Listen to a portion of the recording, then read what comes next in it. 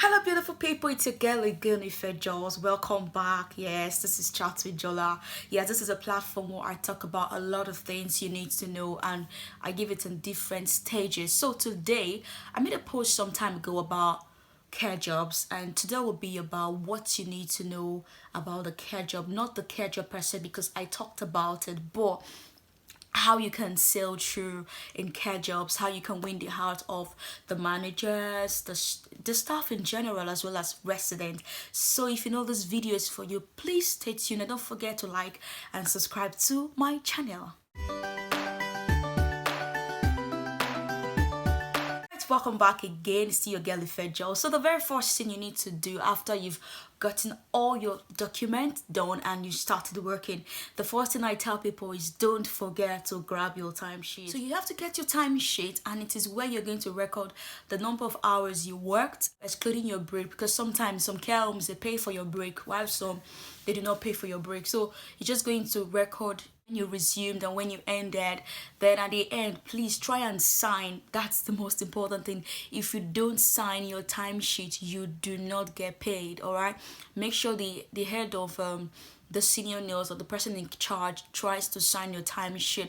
And secondly, I tell people it's a very long job and it's a tasking job. Sometimes you tend to work half hour, that's 6 hours, and sometimes you tend to work 12 hours. So when it comes to full day, which could be 8 a.m. to 8 p.m., I beg, carry your lunch box. Now, I'm going to emphasize on making sure you must carry your food, because sometimes some care homes tend to offer you lunch. They are very nice people here, trust me. They want to offer you everything, but you need to guide yourself. Not be everything per se give you yourself in one shop. It's important to have your own lunch when you get to work, right? So that you take this when you are at your break time, and when they offer you, just say, oh, thank you so much, I've got my lunch. You know, be say they offer you because say, oh, thank you, you got snap, I'm eating chips. You do yourself, because they could report you. Yeah, they could report you that you ate their lunch. They offered you. You say, but they offered me now. Yes, so they offered, well, you shop. So you have to be very careful. Make sure you do not, all right, whatever it is they offer you, you have to be very smart about it. Sometimes if everyone is eating, okay fine, all of us are eating, not be say they'll say, do you care for? I'm like, oh no thank you, I'm all right, and you have yours. So you have to learn how to discipline your mouth. When it's your break time, go for your lunch. Second one on ground is when you resume your shift, endeavor to have your LFT test. Now it depends on the kind of care home you go, but what I advise people is as soon as you enter care home, endeavor to do your LFT test. But sometimes you can do your, I'm looking for my LFT, but sometimes you can do your LFT test at home, bringing it down, and you register it on your phone, or you can do your LFT test while you're there. But I tell people, do not do it while you're there, because they count your timing. If for instance you resumed your shift by 8 o'clock, all right, and you need to go for handover. Handover is when people tell you about what happened in the job and the one you are really going to start up with. Now, doing your LFT test could take like 15 minutes, and because you have to record it, and they'll tell you, oh, you didn't come 8 on dot, you resumed certain time, and it could affect your money. So I advise people, do your LFT test at home, even if you can do it twice a week, and let them know that I have done my LFT test and it has been registered and I did it twice a week. But sometimes some care homes, they tell you to do your LFT test when it's they tend to tell you to do your LFT test every day, because some of the homes, they really have COVID and they need to protect you and protect everyone there. All right, now after your LFT test, what do you need to do? Don't forget to have your nose mask on and your protective gear whenever you're working, your PPE, your protective gear, that's your apron and your gloves and everything needed when you're working. And when you have your nose mask on, endeavor to change it every 4 hours. Endeavor to change your nose mask to avoid, infections and all that, to try and make sure you change it. And after you change your glove, endeavor to wash your hand and sanitize. Before I forget, don't forget to also sanitize your hand when you enter, and also when you're putting on your your agency wear, because all agencies have their uniforms. Okay, so when you have your uniform, please do not wear your uniform from the house, because they see that as infection control. Endeavor to wear your uniform at your place of work, not you wear it and come. And thirdly, it's very important for you to act smart.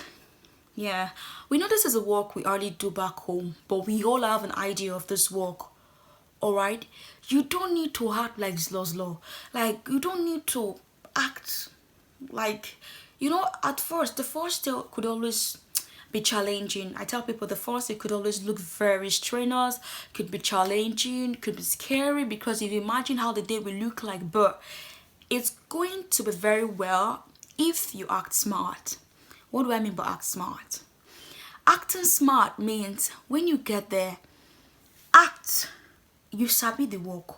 See, I'm not saying you should be do over sabi. I'm not saying when they say go, you don't double your leg. What I'm saying is you have to be proactive. Like when they say, oh, could you get me the wipes? Papa, get the wipes.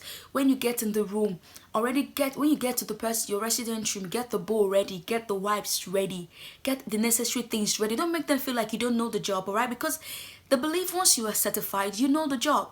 Alright, so the first thing, you just enter the room, just okay, what are we going to do? Once you go take care of this resident, get the bowl ready, get the wipes ready, get the cream, get the necessary things, or you just ask questions. Sorry, do you mind if I get the bowl? Oh yeah, get the bowl, get the wipes. So you start and ask question. No, be say no, stand for photo of residents. You say got to stand and look. No.